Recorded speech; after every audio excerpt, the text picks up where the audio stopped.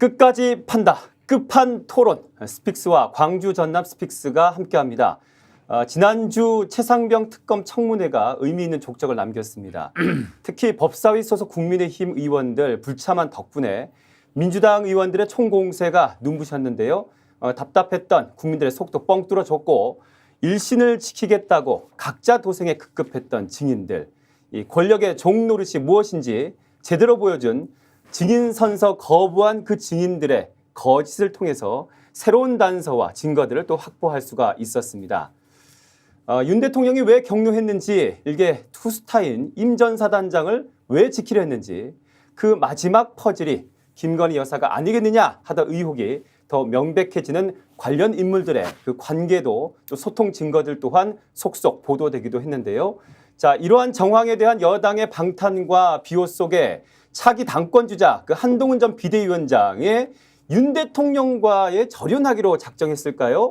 이 최상병 특검법 발의를 언급했습니다. 물론 민주당의 특검법과는 다른 제안을 했습니다만 이에 대한 갑론을박 또한 난무했습니다. 자, 오늘 끝판 관련 이슈들 오창희 평론가 안진걸 소장과 함께 분석해 보겠습니다. 두 분 안녕하십니까? 네, 안녕하세요. 안녕하세요. 네, 우리 그 만나기 전에 안 소장님이 마침 꽃고무효와 만사여통에 대한 풀이를 멋지게 한시 읽듯이 해주셔가지고 요즘 뭐 지금 조국당의 신 의원이 이 얘기를 하고 나서 계속해서 여론에서 또 언론에 나오고 있습니다. 무슨 말이죠? 예전에 뭐 이미 저희는 비슷한 말 했죠. 육사위의 검사, 네. 검사위의 여사, 여사위의 법사가 있는 정권이다. 네. 하지만 이놈들아 법사위에 국민이 있고 투사가 있다 하면 제가 혼내고 있는 상황인데요. 네. 만사여통이라. 예전에 이명박 때 만사형통.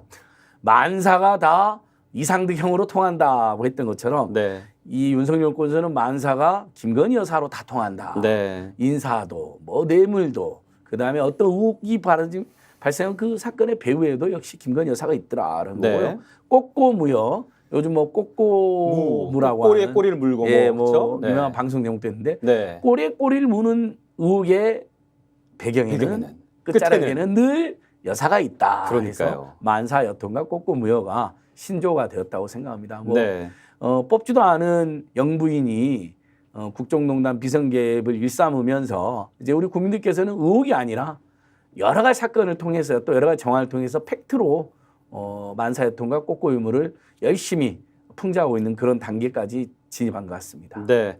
오창희 평론가님, 네. 자, 이런 현실이 우리가 참 봐야 할 또 앞으로 꽤 오랜 동안 결론 나기 전까지는 이 상황을 계속 목도해야 될 텐데요.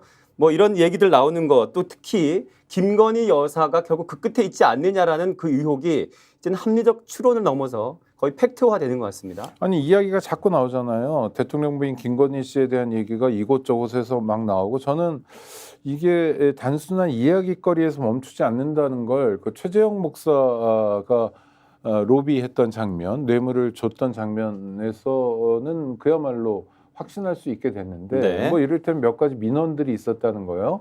뭐 김창준 의원 미국에 계신 분이죠. 관련 민원이라든지 또는 뭐 남북 관계에서의 여러 가지 민원이 있었는데 이런 민원을 대통령도 아닌 대통령 부인에게 제기하는 것. 그거는 대통령 부인이 가지고 있는 힘의 크기를 보여주는 거고 대통령 부인이 국정 전반에 미치는 영향력을 그대로 보여주는 것이거든요. 네. 이런 일들이 정말 말로만 있는 게 아니라 가능하구나. 저는 글쎄요. 뭐 전두환 씨가 집권했을 때도 이순자 씨가 뭐 조금 역할을 했다 이런 얘기도 있었지만 이렇게 대통령 부인의 역할이 전면화된 건 건국 이래 처음인 것 같고요. 네. 정말 불성사나운 모습을 우리가 반복적으로 보고 있는 것 같습니다. 그런데 그게 다른 것도 아니라 어처구니 없이 한 생명이 목숨을 사실상 빼앗기다시피 했고요. 왜냐하면 자기 공치사 하려고 급류에 떠내려 가도록 방치했다고 해도 크게 틀린 말은 아니었으니까요. 그것도 의무복무를 하는 젊은 군인이었습니다. 그 군인의 죽음의 진상을 밝히고 그 죽음의 책임이 어디에 있는가를 묻기 위한 작업을 진행할 때 대통령 부인이 아무런 권한도 없이 밑도 끝도 없이 개입해가지고 방향을 틀어대고 또 주요 피의자를 뺐다는 의혹이잖아요. 전 이런 의혹을 우리가 제기하는 것, 또 다른 언론이나 야당 의원이 제기하는 것만으로도 이건 너무 끔찍한 사태인 것 같아요. 네. 아니, 물론 사실일 것 같지만 그러니까 이런 말을 하는 것 자체가 아니 어떤 대한민국입니까? 그래도 우리가 그동안 산업화 민주화에 동시에 성공했다고 나름대로 자위했고요. 아유 그다음에 저는 어떤 대목에서 대한민국 국민이라는 게 자랑스럽고 설레냐면 안 수장 외국에 네. 우리가 나가면요 주변에 어떤 분들이 뭐 여행을 가든 뭐 출장을 가든 가서 사오는 게 없어졌잖아요. 그렇죠. 아니 기념 엽서 뭐 열쇠고리 이런 거 아니면 일본 가까운 나라 일본 가서도 사오는 게 아무것도 없어질 예. 정도로 뭐 전화기 한 대든 뭐든 우리가 훨씬 더 잘 만들고 그렇죠. 그렇죠? 세계 최고 수준의 많은 분야가 도달했어요. 공항에서도 너무너무 편하고 예. 뭐 이런 얘기들이 많잖아요. 그러니까 우리가 네. 사실 그동안 시행착오를 겪으면서 성취해 온 대한민국만의 어떤 발전된 모습이 있습니다. 그리고 예. 외국에서도 괜히 K-팝 뭐 K-문화 하는 게 아니라 사실 부러워하는 것들이 있어요. 아, 한국이 짜임이 잘 돼 있고 잘 움직이는구나. 그리고 아주 가난했던 나라가 단기간에 이렇게 선진국이 되는구나. 우리도 한국처럼 해야지. 민주화운동 관련해서도요. 미얀마나 이런 데서 굉장히 많은 얘기합니다. 한국이 민주화운동 성공했듯이 우리도 좀 가르쳐달라. 우리도 도와달라. 그랬던 한국이 이게 단박에 이건 아주 전형적인 후진국형 비리, 후진국형 사안으로 말려들고 있다는 게 예. 너무 서글퍼요. 실제로 해외에 나가 있는 어떤 교포들이나 네. 유학생들한테 연락 많이 오잖아요. 네. 커뮤니티도 많이 올라오고. 네. 문재인 정부 때까지는 가끔 뭐 비판도 받았지만 뭐 박근혜도 비판하고 이명박 비판 받았지만 그래도 대한민국에 대해서는 항상 좋은 기사가 위주로 나왔다는 거예요. 민주주의, 경제성장, 그렇죠. 문화발전, 네. 또 남북 간의 그 고통스러운 분단에도 불구하고 대화하려고 하는 네. 그건 독재 정권도 심지어 시도했었는데 네. 윤석열, 김건희 정권 들어와서는 거의 웬만한 보도가 전부 다 부정적인. 나쁜 보도, 부정적인 보도, 대한민국에서 이상한 영분이 있다 하더라, 이상한 대통령이 있다 하더라 해서 그 해외에 계신 다른 나라 시민들이나 네. 학생들이 놀린다는 거예요. 대한민국 문재인 때까지만 해도 괜찮은 것 같은데 촛불혁명도 일어나는데 야 니네 나라 요즘 왜 이렇게 돼버렸니? 네. 그러니까 정말 창피하다는 이야기가 중도적이나 보수적인 커뮤니티에서도 올라오더라고요. 저희도 안 그걸 확인했어요. 소장의 지금 표현에서도 지금 현 정권이 윤석열 정권이 아니라 윤석열 김건희 정권이라고 그렇게 저는 표현하시면 항상 그렇게 말합니다. 예. 심지어는 김건희 윤석열 정권이라는 표현이 더 맞을 수도 있습니다. 제가 최근에 또 윤석열 김건희 정권이 정말 극악한 행동을 했는데요. 뭐가 또 있습니까? 개식용 방지법. 이것을 김건희법이라고 해서 용산 대통령실이 직접 보도자료를 냈습니다. 네. 자, 이 정권이 김건희 정권이라는 증명입니다. 지금 2년 동안 윤석열 법이라는 거 못 보셨죠? 대통령실에서 윤석열 법이라 지칭한 것도 없고 물론 뭐 일도 안 했으니까 통합의 네. 법도 할 거의 것도 없겠지만 없죠. 네. 그냥 영업사원 1호 윤석열 했다가 오히려 항상 뭐 엑스포 대실패하고 회에 나가가지고 뭐 뻥치고 구라친 거 걸리고 막 그러고 오히려 경제 성적은 OECD 최악이니까 네. 영업사원이라면 해고될 수이다 한때 윤석열이 나오긴 합니다. 근데 윤석열법 이런 건 없어요. 네. 한 번도 지칭한 적 없거든요. 근데 개시용 방입 통과됐다고 김건희법이라고 자기들이 대놓고 김건희 때문에 생겼다. 민원도 줄어들었다. 이렇게 이야기한 거죠. 그러니까 네.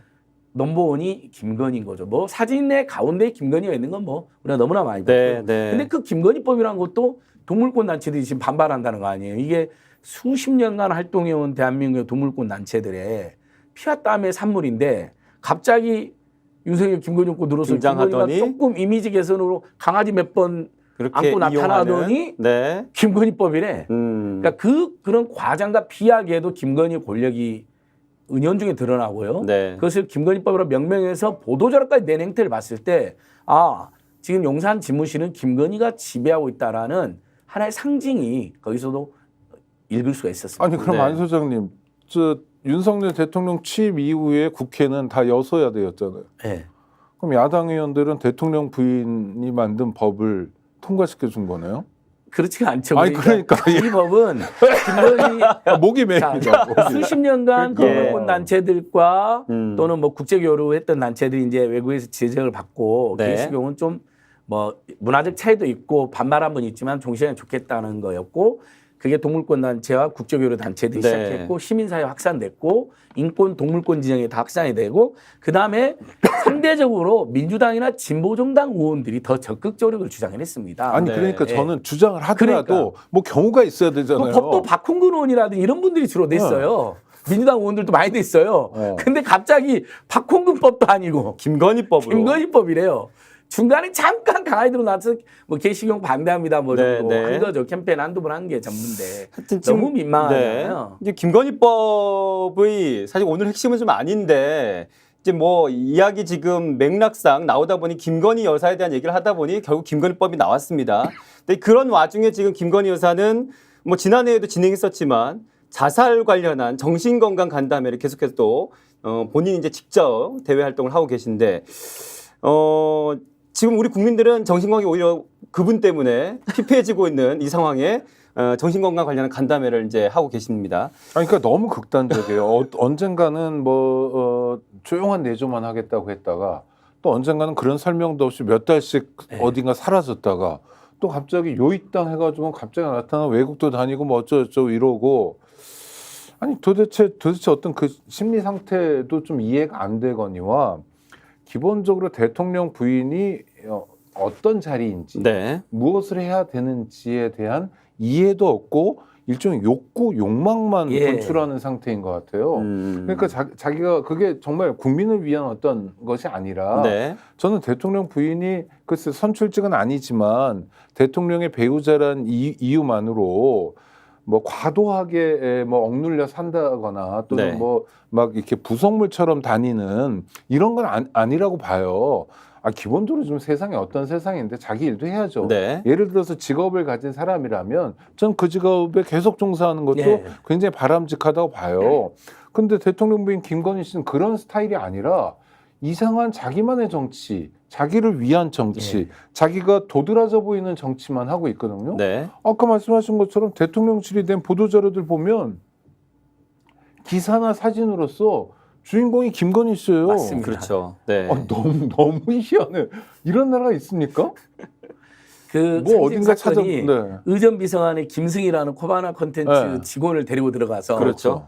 뭔가 블랙핑크 뭐 공연 추진했는데 미국 갔을 때 어그러져 갖고 열받아가지고 갑자기 안보실장 날라가고 의전비서관 날라간 다음에 김건희 측은 김승희를 의전비서관 시켰잖아요. 네. 의전비서관은 대통령 동선을 가장 잘 알고 대통령의 그 모든 것을 관할하는 사람이거든요. 실제 그렇죠. 비서실장이나 경호실장급이라고 이야기하잖아요. 네.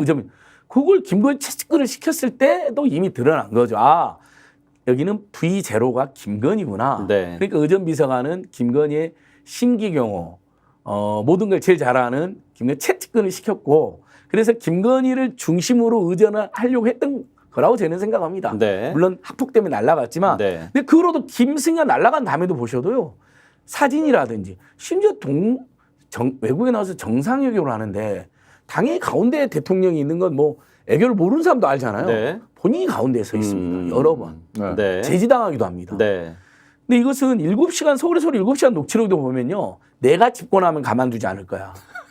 보통 이렇게 하잖아요. 우리 가족들이 또는 뭐 남편이 우리 남편이 그러죠. 네. 보통. 아니 네. 100번 양보해도 우리가 네. 네. 아닙니다. 내가입니다. 아니 근데 안 소장님도 남편보다 자기가 위에 있고 자기가 직접 플레이어라고 생각하는 거죠. 지금 입장을 바꾸시는 것 같은데요. 그전엔 윤석열, 김건희 공동정권이라고 했다가 그러니까 분석하면 분석할수록 김건희 정권 김건희 V0, 그러니까 V2, V1이 윤석열, 네. 뭐 V2나 V3의 천공 정도니까. 네. 오늘 밤 우리가 주인공 나야 나 제가 김건희인가요? 네. 표를 던지진 않았어도 네. 하여튼 국민들이 선출한 대통령이 대통령 부인의 하위 파트너다.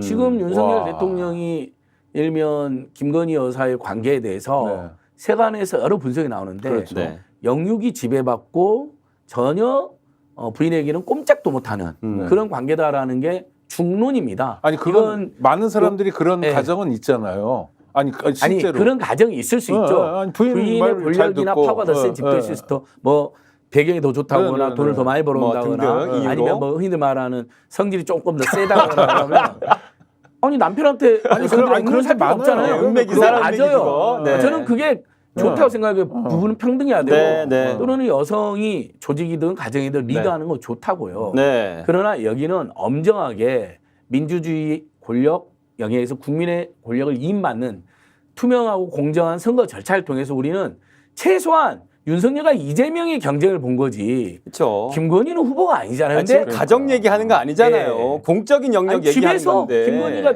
지배를 하는 거 말고 우리는 관심도 없어요. 그렇죠. 솔직히. 네. 무슨 관계인지 뭐, 그게 무슨 관계인지 네네. 관심도 뭐 상위에 있든 그러나 뭐든. 네. 왜 신성한 대통령이라는 대권에 뽑힌 적도 없는 자가 네. 내가 집권하문이라고 이미 후보 시절에 이야기하고 나는 대통령 후보니 우리 오빠를 인터뷰해라고 이명수 네. 씨한테 이야기한다든지 네. 네. 그다음에 집권에서도 최재형 목사 그 영상과 카톡은 정말 온몸이 다 봐야 됩니다. 아직도 안 보신 분들이 있는데 네. 내가 이제 좀 잠잠해지면 아까 오창희 국장님 이야기하신 굉장히 정치적인 사람이고요. 네. 굉장히 주도면밀하고 집요하고 탐욕스러운 사람이라는 평가가 지배적인데요. 거기서 그러잖아요. 눈치를 보는 거예요. 어쨌든 국민은 좀 봐요. 네. 요즘 시끄러운데 조금 잠잠해지면 내가 이제 통일에 나설 거야. 내가 이 자리에 올라서 보니 그렇게 말하는 사람은 단 한 번도 못 본 것 같아요. 우리가. 네. 예를 들면 권력층의 최고 권력층의 어떤 부인이나 배우자가 남편이 배우자가 권력자인데 내가 집권하니 내가 이 자리에 올라서 보니 내가 이제 좀 있으면 나설 거야. 이런 사람은 이순자도 그런 짓을 못했어요. 그래서 질문.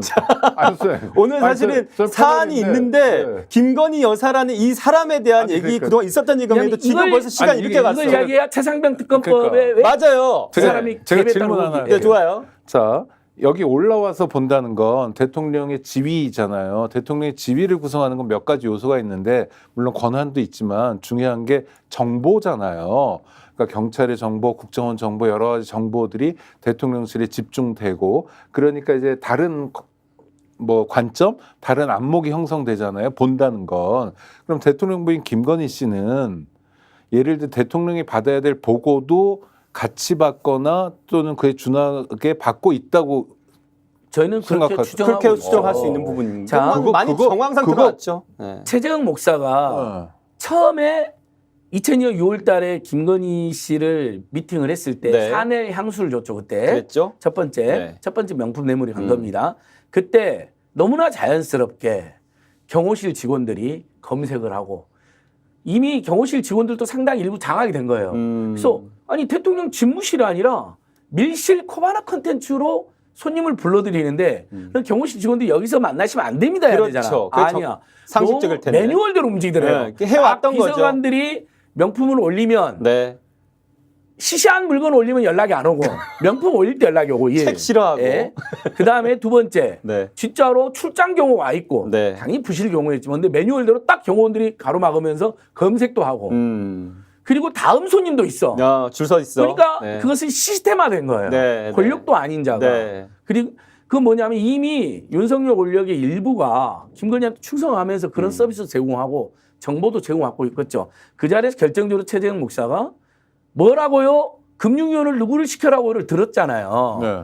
이게 2002년 6월의 일입니다. 근데 만약 최재형 목사의 말이 이게 빈말이나 과장이라고 했으면 인사가 없었어야 되는데 2002년 9월 1일 날 실제 인수위 출신의 인사가 금융위원으로 선임이 됩니다.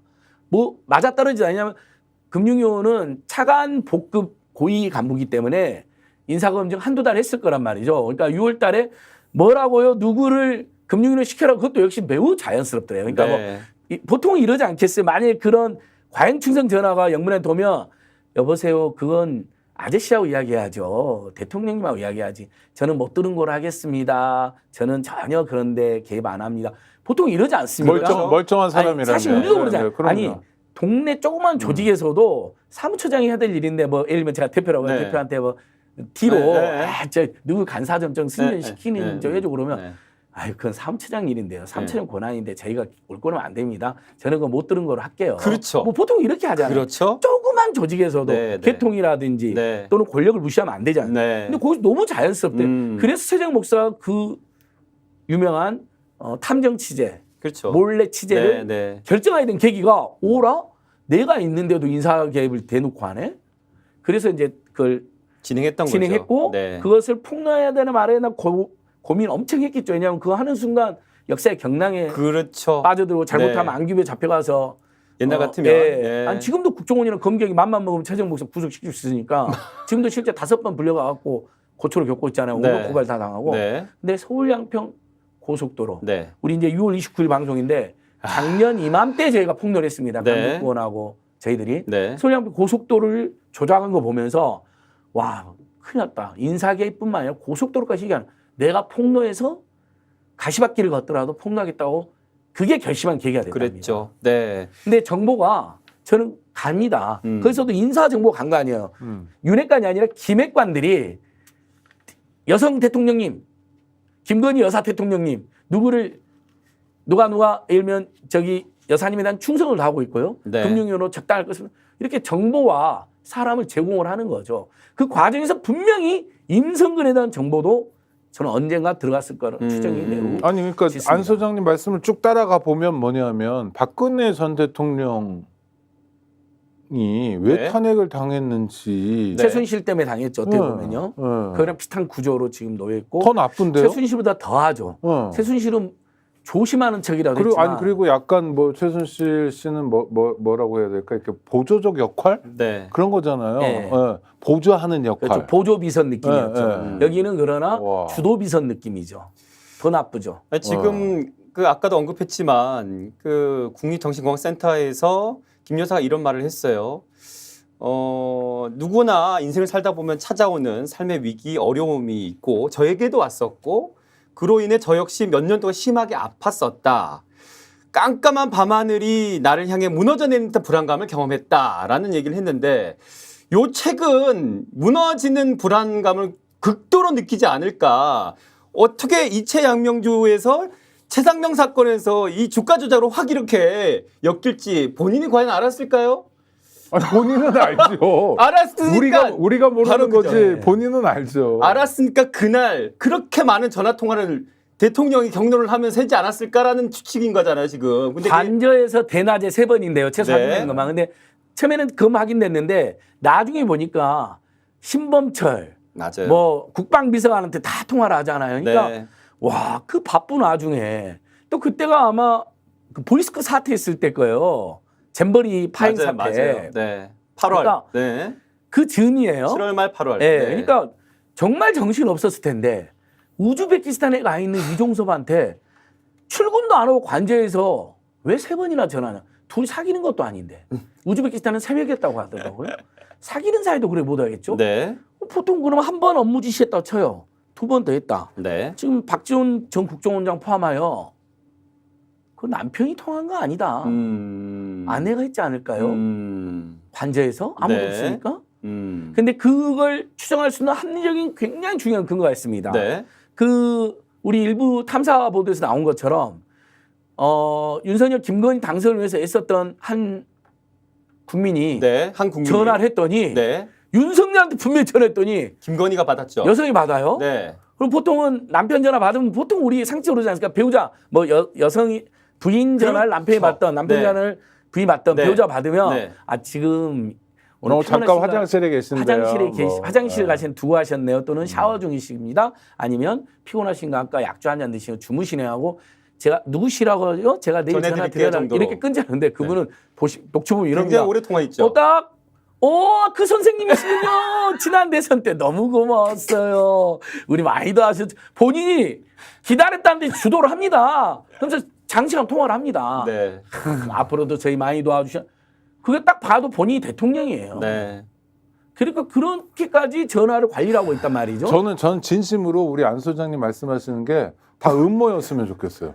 아니, 음모, 거짓말, 완전 새빨간 돌아가셨구나. 거짓말. 네. 거짓말이나 음해. 또는 아니 저는 뭐 남을 음해하고 아니 생각하는 거 그러니까 아니기 때문에 아니니까 제가 드리는 말씀. 저는 뭐 그동안 제가 고발한 사람들 전부 유죄가 확정되지 않았습니까? 그러니까. 이재용, 이건희, 저기 박근혜, 이명박. 아니 그러니까 믿고 싶지 않은 그러니까 얘기들을 저희는 국민들 그러실 제 거 아니에요. 신조가 지금. 저는 팩트와 의혹을 구별해서 말하고요. 네. 음모론과 의혹제기는 완전히 저는 다른 거예요. 네, 네. 음모론은 그냥 상상 속 소설을 쓰는 거고요. 네. 의혹제기는 그래도 팩트, 단서, 실마리, 정황, 전원 네. 또는 뭐 소문 이런 게 다 있어야만이 아니 제기할 수 있는 그러니까 겁니다. 저는 음모였으면 좋겠는 이유가 뭐냐면 네. 너무 창피한 그러니까 저 해병에 갔어요. 네. 건강해서. 네.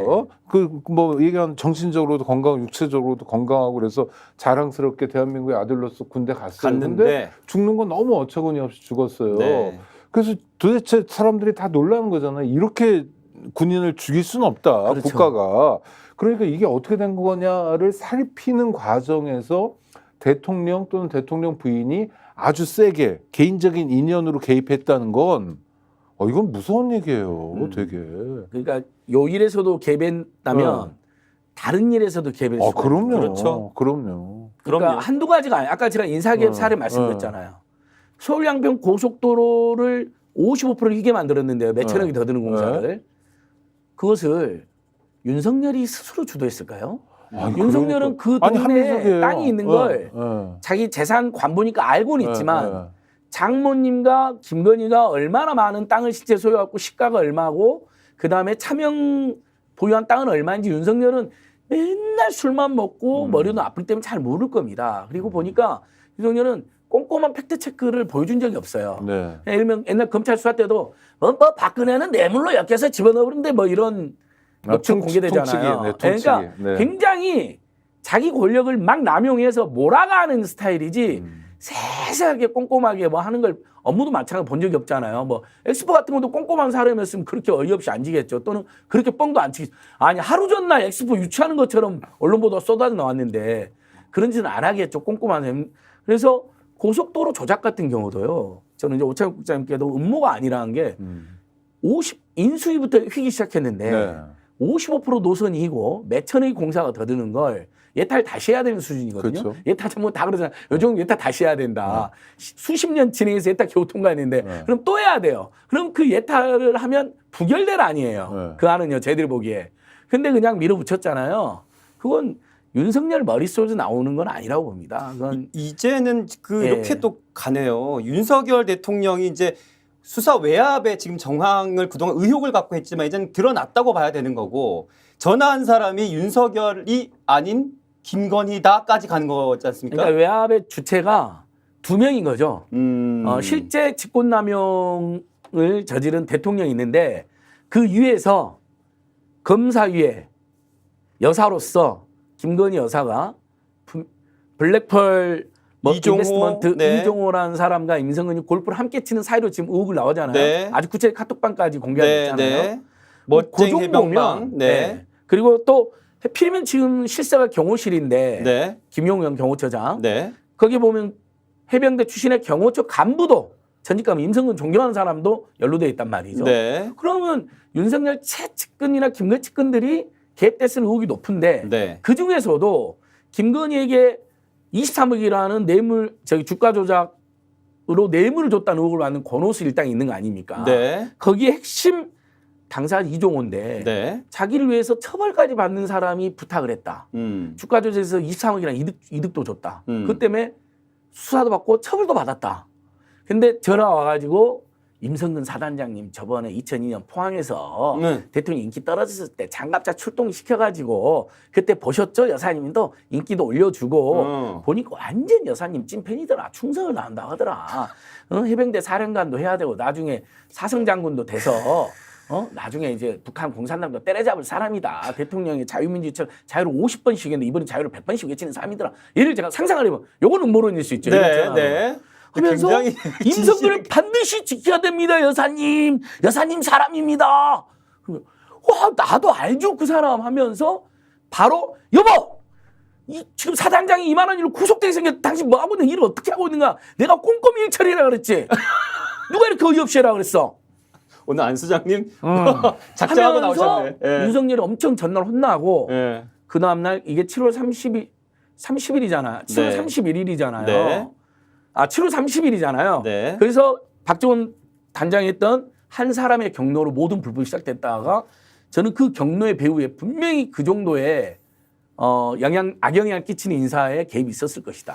저는 두 가지 지적하고 싶은데 하나는 일단 대통령 부인은 잘 모르겠는데 대통령의 그걸 철학이라고 부르는 건 좀 민망한데 네. 평소 생각이 적절한 실제로 단어 써주시기 바랍니다. 철학은 좀 그렇죠? 아니 그러니까 뭐 그러니까 평소 심장이 생각이 가서. 곤조라고 하시죠. 곤조. 아니 곤조 이럴 곤조는 때는 나쁜 일본식 표현을 써줘야 아, 됩니다. 예. 곤조는 근성인데 하여튼 그러니까 생각이 뭐냐면 이런 일로 장군이 책임지면 안 된다라는 생각을 기본적으로 갖고 있는 것 평소에도 같아요. 있었다. 이태원 참사나 네, 이런 네, 거 네, 보면 그렇죠. 그러니까 그 인명을 소중히 여기고 자기가 안전, 자유, 행복을 책임져야 될 국민을 섬기는 존재라는 생각은 네. 탑재되어 있지 않는 것 같고 그러니까 기본적인 생각이 아마 이런 일로 장군에게 책임을 물으면 안 돼라는 생각을 갖고 있었던 것 같고요. 네. 또 하나 저는 두 번째 얘기가 중요한데 이게 끔찍한 게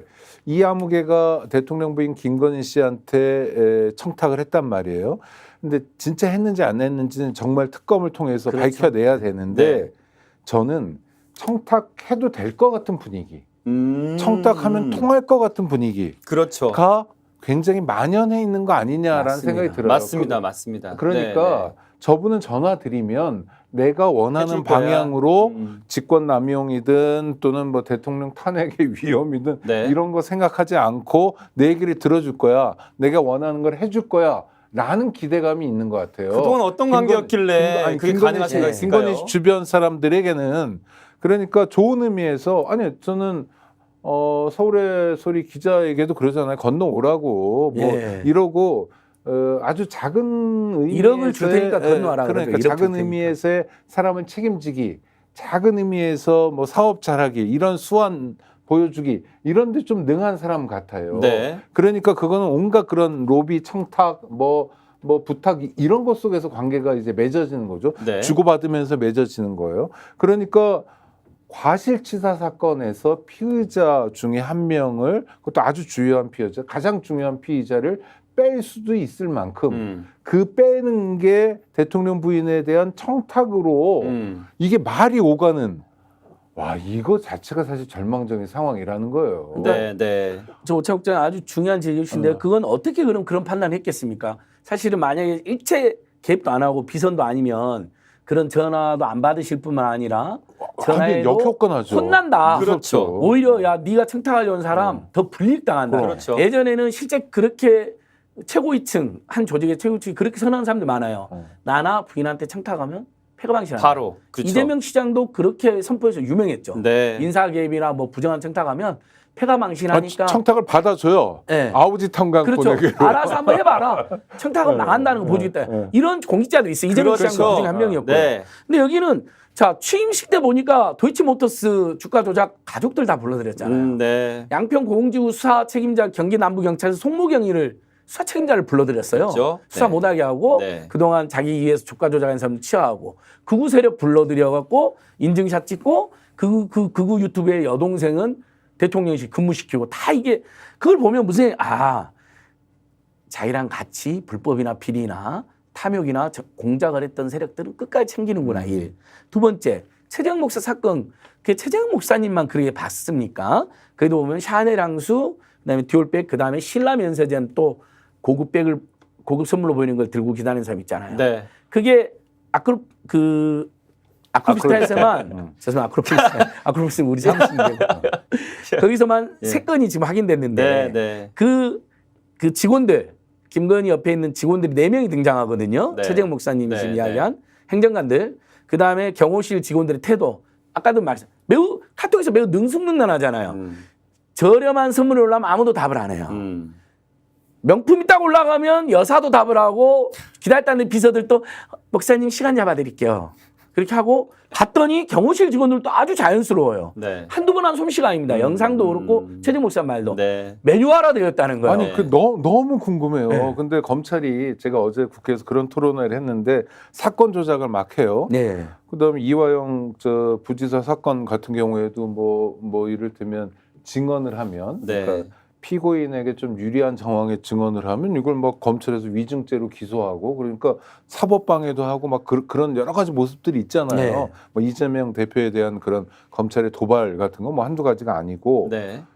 그렇게 압박 수사를 하지 않더라도 예를 들어 지금 특검이 아니더라도 정권 바뀌면 이게 전부 수사 대상이 될 텐데 왜 이렇게 겁이 없죠? 어떻게 해석해야 돼요? 일단 윤석열, 김건희가 절대적인 권력을 휘두르고 있고 네, 두 번째 보니까 조금만이라도 협조해주면 네. 어쨌든 어떤 식으로 해준다. 승진시켜주고 아, 공범 관계를 네. 맺는다. 네. 네. 앞으로 3년 이 사람들 입장에서는 네. 5년 짧게도 3, 4년 남아있는데 그 안에 고속 승진해버리는데요. 네. 경찰청장 윤희근 너무 잘하시잖아요. 고속 네. 승진했잖아요. 네. 후임 아마 경찰청장도 제가 보기에는 윤석열, 김건희한테 낙점받은 박경인사 될 것 같은데요. 고속 승진시킨다든지. 뭐 아니 그 네, 치안 예를 들면- 점검 중에 돼야 돼요. 그러니까. 지금은. 네. 그러니까 근데 상상하지도 못한 인사가 될 수도 네, 있잖아요. 네. 김순호 뭐 경찰국장도 네, 네, 그랬고 네. 그런 것처럼 나중에 설령 문제된다 하더라도 고속 승진해서 권력을 누리고 명예는 누리고 여차하면 뭐 잠깐 감옥 갔다 오더라도 한마디로 또는- 겁이 없고. 예, 겁이 없는 거죠. 그다음에 아니 지금 정치검찰 총동원 해갖고 이재명 죽이면 야당은 지리 말년이다. 그러면 윤석열 다음에 또 우리가 한 5년 더 집권한다. 그러면 아무 문제 없다. 그때 되면 본인들도 대통령 도전할 수도 있겠네. 뭐 유병호 이런 사람들. 진짜 본인들이 사석에서 그런 이야기도 했다는 거예요. 네. 윤석열도 되는데 우리가 못 돼. 뭐 충분히 내기 나올 수 있는. 나도 행시 합격하고 네, 맞아요. 나도 네. 조직 수장인데 나도 네, 감사해갖고 다 문재인 세력 지금 죽이고 있는데 이재명 내가 죽이고 있는데 일조했는데 그런 사람들이 몇 명 있다는 거예요. 네. 자 그런 분위기라면 서로 과잉 충성하고 아무리 불법에도 가서 매끄럽게 해주고 그러니까 사실은 경호실에서도요 지금쯤 양심선을 하나 나와줘야 됩니다. 그렇죠. 왜냐하면 네. 코바나 컨텐츠로 출장 경호했을 때 그거 불법이다. 그냥 용산 집무실에서 하면 경호 시스템 무너지도 않고 출장 경호하는 돈도 안 들고 그렇죠? 그다음에 당연히 검색도 다 잘 되죠. 거기는 완벽한 검색체가 있을 거 아닙니까? 근데 네. 출장 경호했는데 거기서 부실 경호하다 보니까 몰카도 못 맞고 그런 면도 있을 겁니다. 그런데 거기에 능수능란했다는 거예요. 분명히 추정건데 거기서 최재형 목사님하고 신라면세점 그 고급 백으로 보이는 거 들고 고급 종이 가방 들고 있는 사람 외에 아주 많은 사람을 거기서 접견해서 로비도 받고 뇌물도 받았을 것입니다. 근데 아직 이 뚝이 완전히 무너졌다고 생각하지 않으니까 공무원들의 양심선언은 아직 덜 나오고 있는 거죠. 네. 그다음에 외부에서도 네.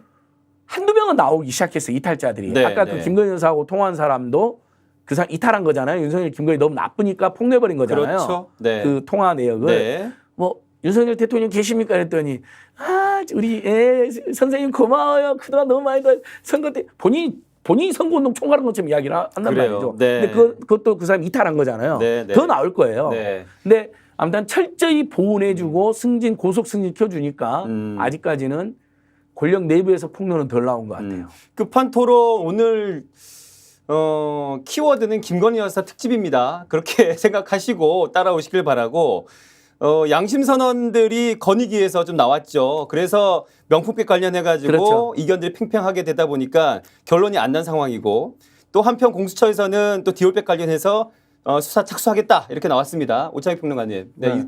이 사안들 이 두 기관에서 이런 움직임들 보는 거 어떻게 보십니까? 아니 국민권익위원회는 사실은 권익위의 역사가 있잖아요. 네. 뭐 청렴위원회랑 해서 3개 기관을 합해가지고 만든 건데 두 가지 일을 하라는 거예요. 하나는 반부패 선봉장 역할을 해라. 대한민국 적어도 부패가 발디딜 공간이 없도록 해달라라는 국민적 요구 속에 만들어졌고요. 네. 권익위원회가 출범한 게 2008년 2월 29일. 갑자기 날짜까지 기억나네요. 오. 2월 29일인데 이게 이명박 정권 출범한 지 며칠 뒤잖아요. 그러니까 실제 작업은 노무현 정권 때 한 겁니다. 그렇죠. 그리고 김대중 정부 때부터 그 작업을 했던 거고 네. 세계위원회, 네. 그 국무총리실의 행정심판 기능까지 합해가지고 이제 하나로 만들어 버린 거예요.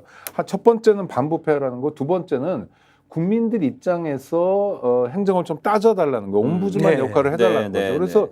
권익위원회 잘 모르시겠지만 군 관련 팀도 있고요, 네. 경찰 관련 팀도 있어요. 그래서 각 행정부처에 대해서 모니터도 하고 불만이 있는 거예요. 네. 불만 처리를 해주는 겁니다. 국민들의 민원 처리를 해주는 거예요. 그러니까 여러 정부 부처 중에서 국가인권위원회와 국민권익위원회는 국민 편에서 각별하게 일해줘야 되는 일종의 호민간 역할을 하는 거예요. 그 조직이 그러니까 위원 구성도 뭐 여야 이렇게 그렇죠. 해야 되고 숫자도 맞습니다. 맞추고 네. 그 국가인권위원회 같은 경우에 입법부, 행정부, 사법부에서 공의 위원들을 추천할 수 있게 하고 하는 건데 문제는 그 조직이 네. 오로지 국민만을 위해서 모든 조직이 그렇게 좀 특별히 더 국민만을 위해서 호민간 역할을 해야 될 조직이 대통령 부인 편을 들어버린 거예요. 그렇죠. 그것도 부패 사안으로. 그러니까 네. 이거는 그냥 자기가 서 있는 그 존재 기반을 자기가 그냥 허물어뜨려 버린 거예요. 그래서 양심 선언이고 자시고 없는 거고 너무 회개하고 황당한 일이 벌어져요. 그러니까 심지어는 이제 배우자에게 그러면 300만 원 여시나 선물해줘도 됩니까? 그거 조롱당하잖아. 공직자 그랬더니 그 조롱 질문인데 아주 또 굉장히 정색해서 네. 아 그럼요 직무연 간섭 없다면 얼마든지 가능합니다. 엿먹으라는 그래서 그러니까 제가 이제 자기가 엿먹겠다고 답하는 그 위원회. 공무원도 일부러 그랬을 수도 있겠어요. 자괴감에 빠져가지고 그래서 대대로 되라. 이제 대대로 되라. 지금 권익위 해석대로 하면 그 김건희 윤석열의 충성을 다하고 비호를 하는 일부 권익위원들 때문에 이제 권익위가 엿이 돼버렸는데 네. 그래 한 번 더 엿되게 만들어보자. 예, 직무에 관련성 없으면 300만 원 엿이든 300만 원을 초과하는 선물이든 갖다 바치십시오. 심지어 고속도로도 갖다 바쳐도 됩니까? 라는 질문도 올라가 있어요. 맞아요. 거기에 대한 답은 없던데. 근데 확대해서 가면 그거잖아. 예, 직무 관련성 없다면 뭐 엄청난 선물을 줘도 된다는 거 아니에요. 네. 몇 천만 원, 몇 억 선물 줘도 문제 안 된다는 거 아니에요. 그 논리라면. 네. 왜냐하면 직무 관련성만 없다면 금액에 상관이 없다고 본인들 판단해버렸으니까. 아니 대한민국이 30년 그 가까이 되도록 우리 안 소장님도 참여연대에서도 그렇고 반부패 활동을 얼마나 많이 했어요. 예. 정말 조금이라도 깨끗한 나라.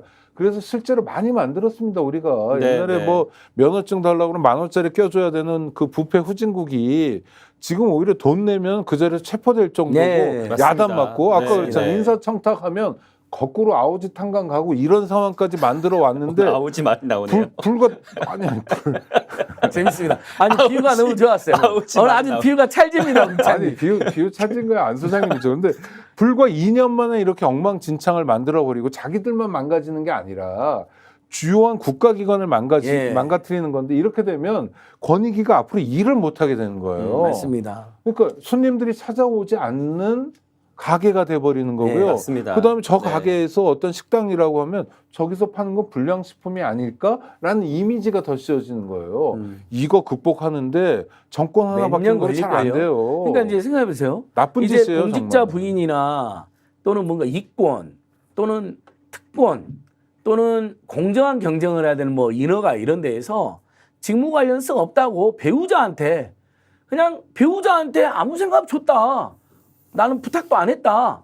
이러고 엄청난 선물을 갈 겁니다. 네. 아니 그리고 그래서 그러면 그 범죄자들이 아니 권익위 안내에 따라서 한 건데 뭐가 그렇죠. 문제인가요? 그래서 권익위가 이제 단속을 하려고 그러면 그럼 처벌을 안 하나요? 나 배우자인 공무원도 네. 그다음에 실제 배우자인 그분도 그럴 거 아니에요.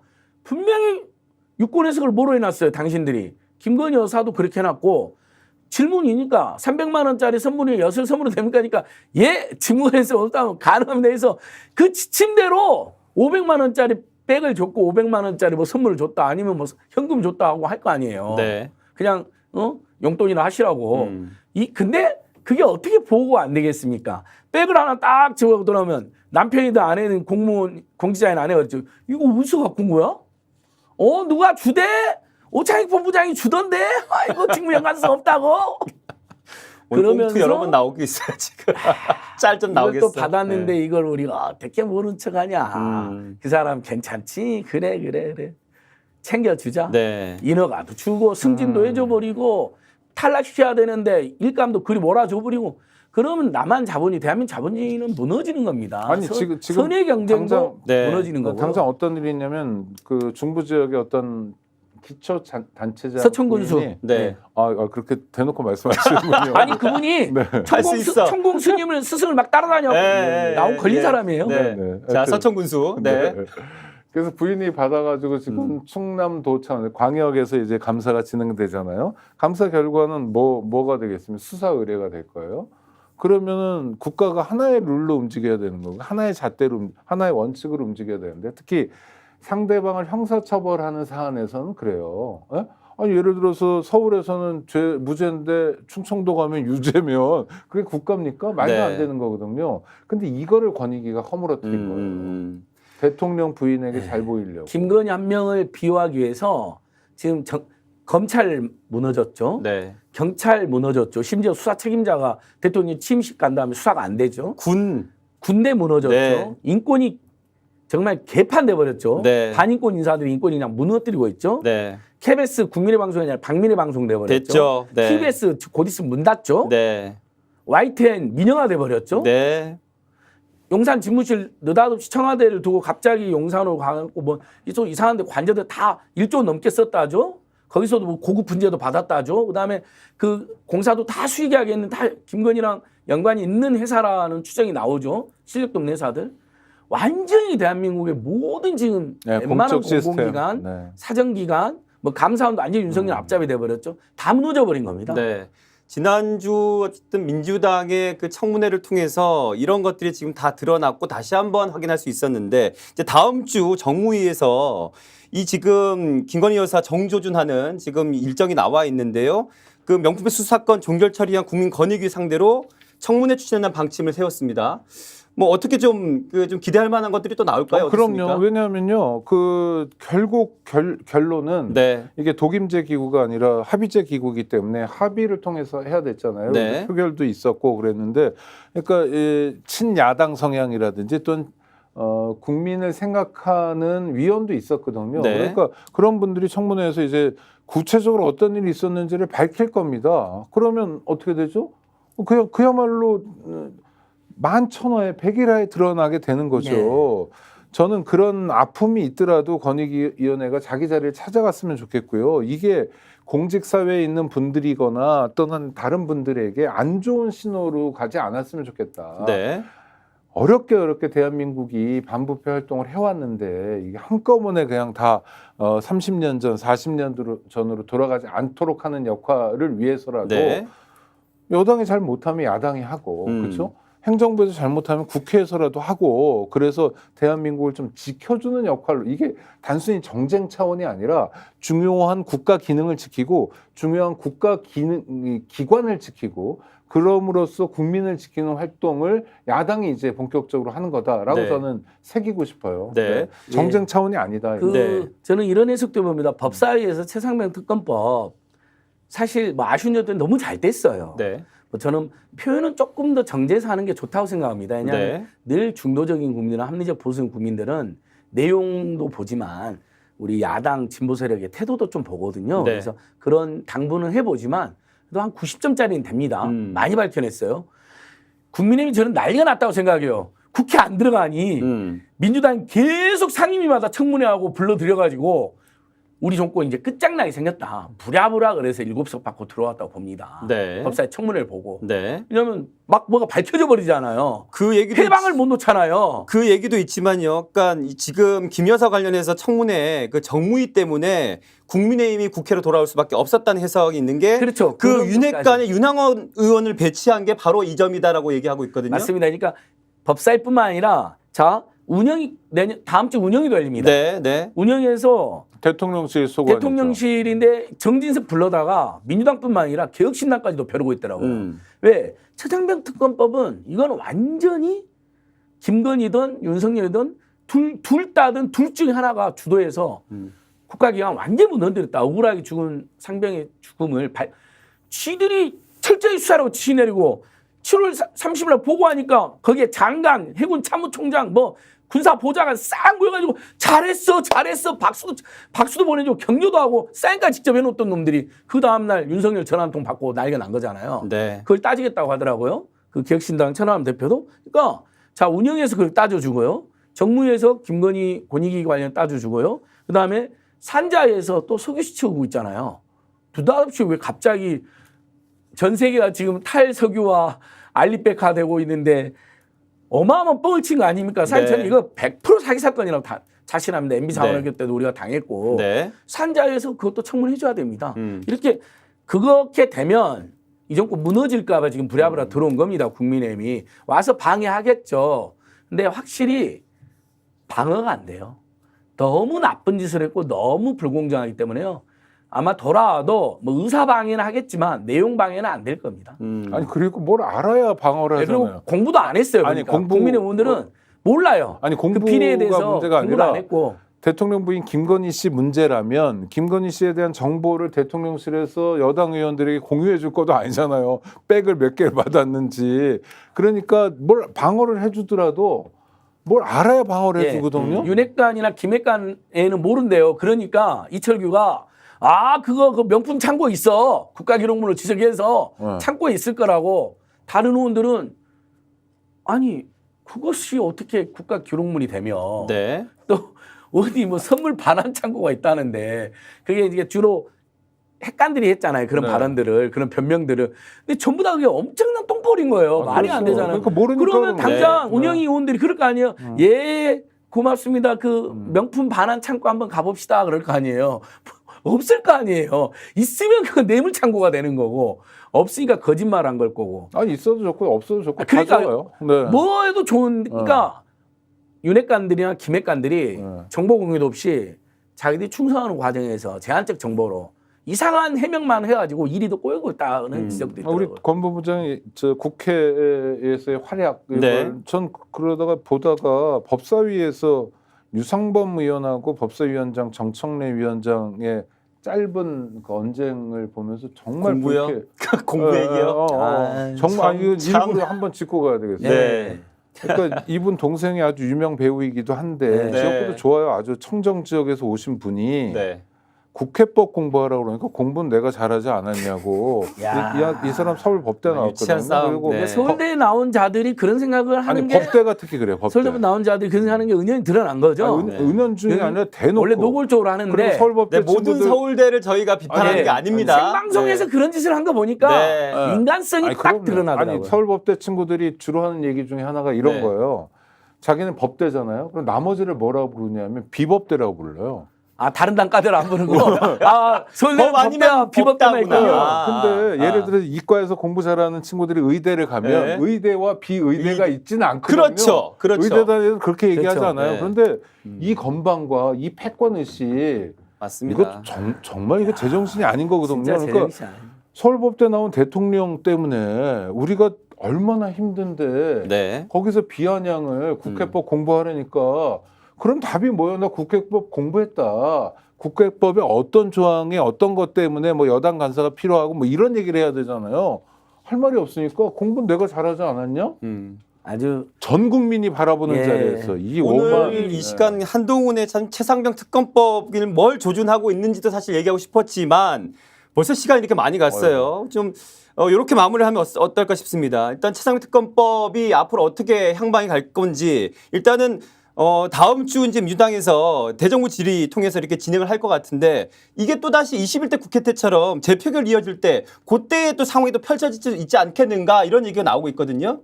어떻게 보십니까? 저는 국민의힘 의원들이 첫 번째와 달리 두 번째는 의석수도 줄어들었고 네. 8석 얘기 많이 하지 않습니까? 네. 그래서 전 균열이 있을 거라고 생각합니다. 음. 그들도 대한민국 국민이고 그들도 자식을 군대 보내야 되는 부모이기도 하고 네. 아는 사람이 군인이기도 하고 그들도 대한민국 안보를 걱정한다고 생각해요. 그래서 저는 국민의힘 의원들 중에 다만 10명이라도 정말 양심적인 네. 판단을 해서 거부권 행사는 분명하지만 네. 거부권 이후에 기정사실화됐죠. 네, 네. 재의결에 참여해 줄 거라고 생각하고 그게 가능한 게 재의결은 무기명 투표거든요. 맞아요. 네. 누가 표를 찍었는지 알 수 없어요. 안철수 의원이 진짜 반대했는지 찬성했는지 아무도 몰라요. 아직도 알수 없어요. 네. 본인만 알고 있고 추정만 가능한데 김재섭 의원이 그런지 마찬가지죠. 네. 그래서 저는 국민의힘의 일부 의원들의 양심, 일부 의원들의 애국심,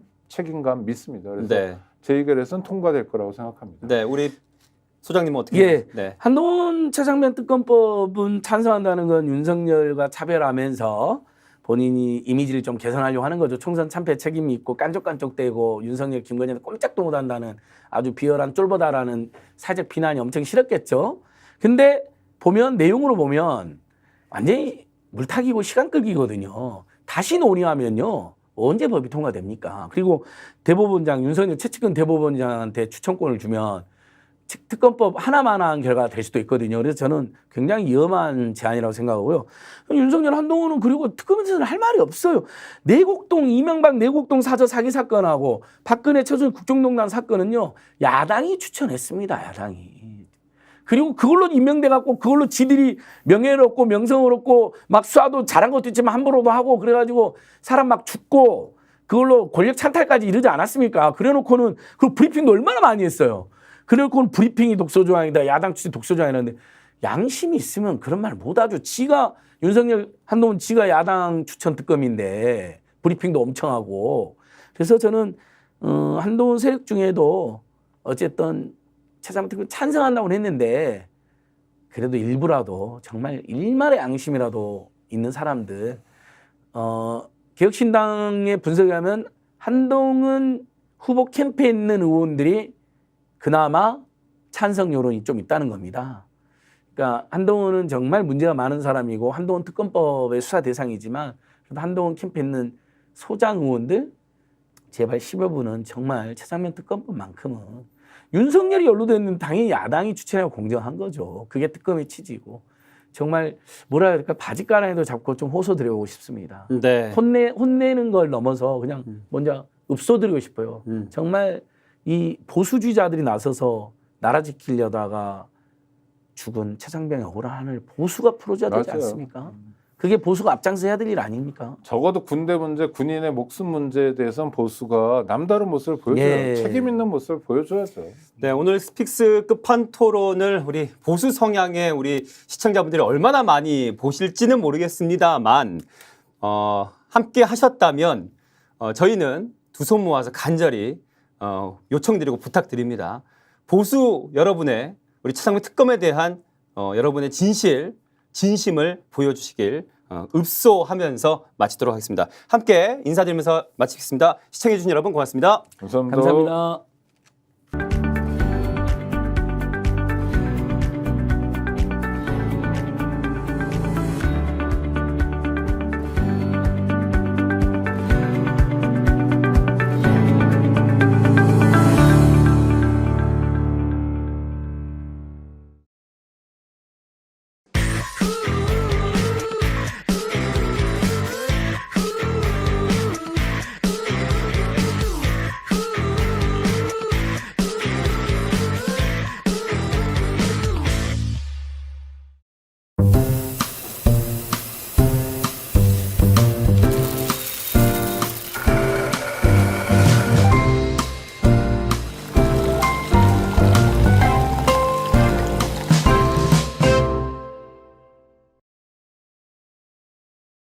구독 빠르게 가 스픽스 좋아요.